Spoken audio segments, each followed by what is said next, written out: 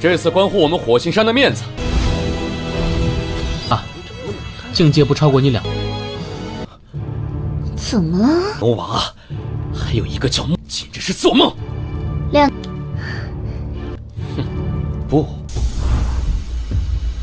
所有人按照顺序品，即算是通过。级的傀儡，就看你们能够坚持。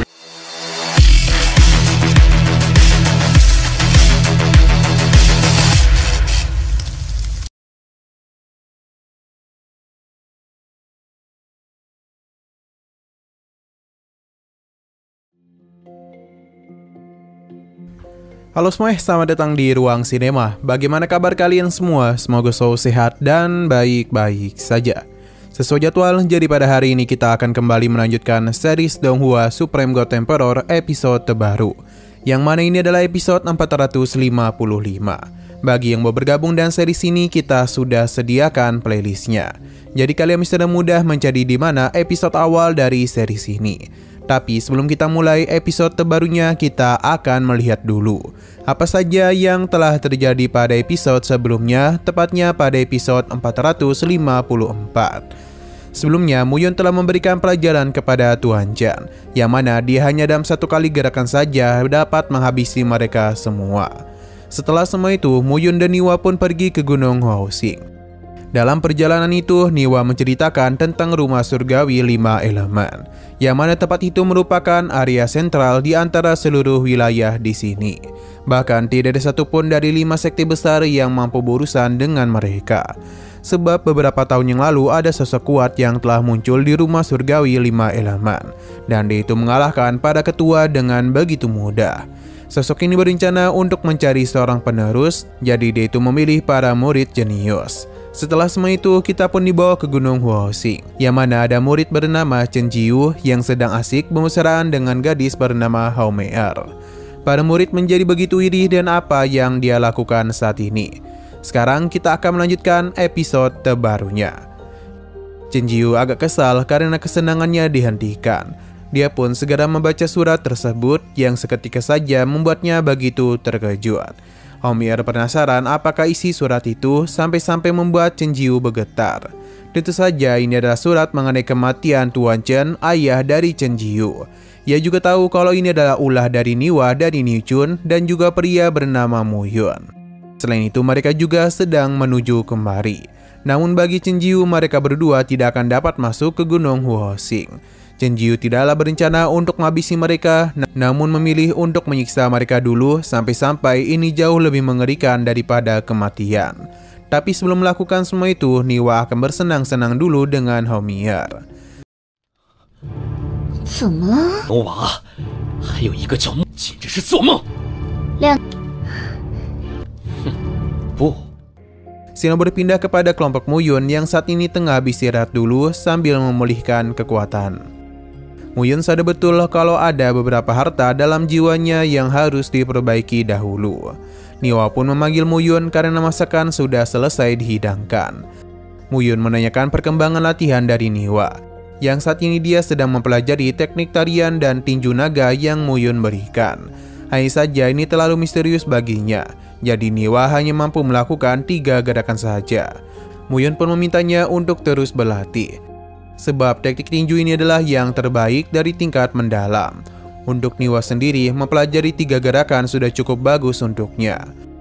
Niwa berencana untuk memakan pil kelas 4-nya lagi, karena dan gitulah dirinya bisa naik ke tingkat alam gua ketiga. Niwa Ming meminta putranya untuk berterima kasih kepada Muyun, karena tanpa bantuannya maka Niwa pasti masih tersendat dalam ranah tingkat 1 saja. Bagi Muyun sendiri, bakat Niwa tidaklah begitu buruk. Dia bisa berlatih di Pavilion Xianyan karena bagi Muyun dia akan sangat cocok di sana. Tapi bagi Niwa, dia tidaklah memiliki waktu yang banyak untuk bisa bergabung dengan Pavilion Xianyan. Selain itu, dia penasaran bagaimana bisa Muyun memiliki bakat yang begitu hebat di usia semuda ini. Dan lebih baik mereka juga pergi bersama ke Pavilion Xianyan atau Gunung Huaxing. Kita pun dibawa ke Gunung Huaxing, yang mana ada begitu banyak murid yang ingin bergabung. Muyun meminta Niwa untuk tidak merasa gugup karena bagaimanapun ranahnya sudah lebih tinggi dibandingkan sebelumnya. Jadi di antara para murid tidak ada yang bisa mengalahkan Niwa. 时间也不够我们去仙岩阁了。这套拳法是玄阶中，这次关乎我们火星山的面子。境界不超过你2。 Sesaat kemudian sesuatu pun muncul di hadapan mereka, yang mana beliau adalah tetua yang akan mengawasi penilaian di Gunung Huaoxing. Dia pun memberikan selamat kepada para murid yang hadir di sini. Tetua ini juga memperlihatkan dirinya sebagai Huliuan. Huliuan, seorang kepala tetua Gunung Luar. Dialah yang akan bertanggung jawab atas penilaian dan pemeriksaan para murid luar. Untuk persyaratannya sendiri adalah tidak ada satupun orang yang berusia di atas 15 tahun yang dapat berpartisipasi jika mereka belum melakukan penerobosan ke alam gua tingkat 1. Kedua, jika mereka berusia lebih dari 20 tahun namun belum mencapai tingkat kelima alam gua, maka mereka juga tidak akan diizinkan untuk berpartisipasi. Bagi Gunung Huaoxing, mereka itu hanyalah sampah saja.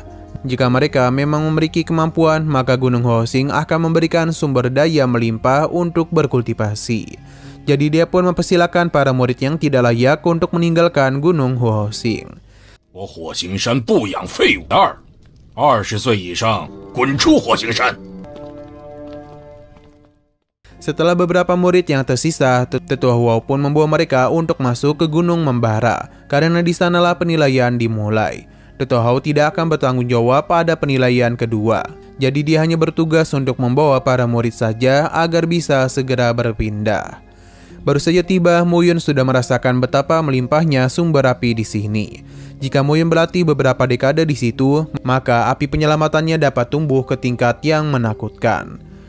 Tetua Shao kembali muncul untuk memberikan mereka plat nomor. Setiap orang akan melakukan penilaian 3 tingkat secara beruntun dengan nomor yang dirinya berikan. Ujian pertama adalah tes atribut menguji kecocokan antara kultivator dengan esensi api. Penilaian ini mengharuskan para murid untuk menguji kekuatan api yang mereka miliki. Jika mampu melebihi tingkat ketiga, maka akan dianggap lulus. Tingkat kedua akan menguji kekuatan para murid. Gerbang gunung akan menciptakan boneka yang memiliki level sama dengan para murid. Sedangkan level 3 tingkat adalah perubahan proyeksi bintang. Siapapun yang bisa menyelesaikan semua ujian itu, maka akan langsung menjadi murid gunung luar dari Gunung Huaoxing. Para murid merasa begitu tertantang.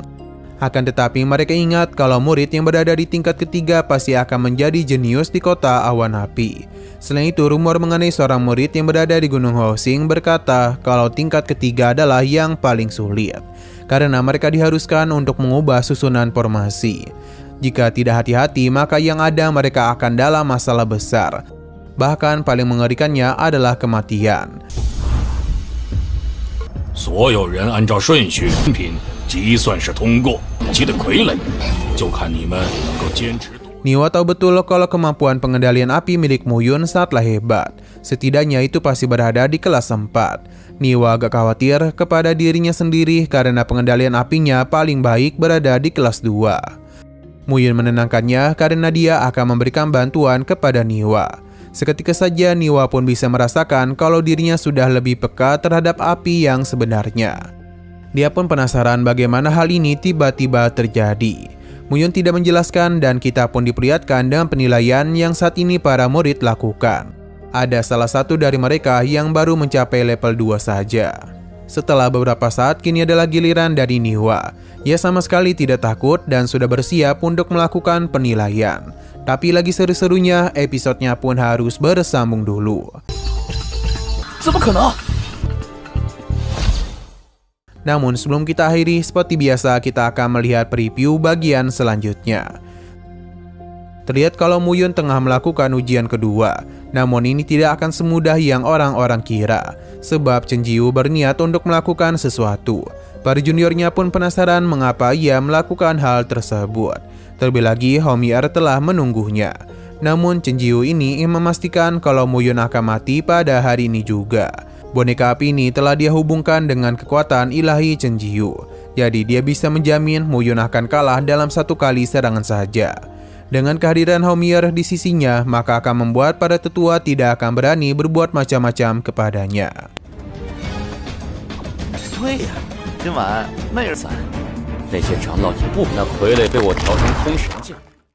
Oke, sekian dulu pada video kali ini. Untuk video selanjutnya akan segera hadir.